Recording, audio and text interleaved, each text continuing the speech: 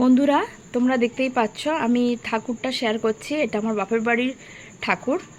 আমার কালী ঠাকুর আমার ঠাকমার আমলের ঠাকুর। তো ঠাকমা দাদু এখন নেই, সেই জন্য বাবা কাকারাই জেঠুরা পুজো করে। তো তোমরাই দেখতেই পাচ্ছ। কারণ তোমাদের সাথে যখন সব কিছু শেয়ার করি, তো ঠাকুরটাই বা বাদ যায় কেন? তো দেখো, তো যে মানে সবথেকে বড় কথা, ইনি ছাড়া আমাদের কারোর জীবনেই কোনো গতি নেই, তাই না? আমরা সবাই একে অপরে ওতপ্রোতভাবে এনার সাথে জড়িত। তো এই যে আমার ঠাকমার ছবিও তোমরা দেখতে পাচ্ছ অবশ্যই।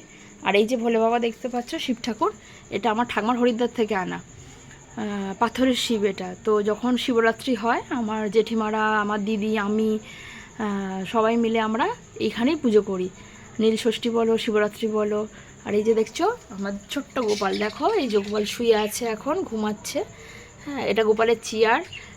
তার আমার ছবিও আছে, এটা লক্ষ্মী গণেশের ছবিও আছে, পিছনে আমার ঠাকমার ছবিও তোমরা দেখতে পাচ্ছ।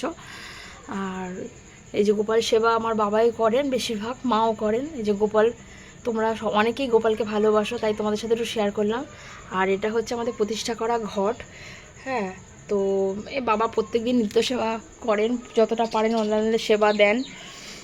আর পুজো মানে দুর্গা পুজোর পর যে কালী পুজোটা হয়, সেটার সময় এই মানে প্রত্যেক বছর কালী ঠাকুর চেঞ্জ করা হয়। আর লক্ষ্মী গণেশও বা সরস্বতী ঠাকুর এখানে দেখতে পাচ্ছ, সেটাও প্রত্যেক বছর আমাদের চেঞ্জ হয়। তো তোমাদের ভিডিওটা কেমন লাগলো প্লিজ জানিও।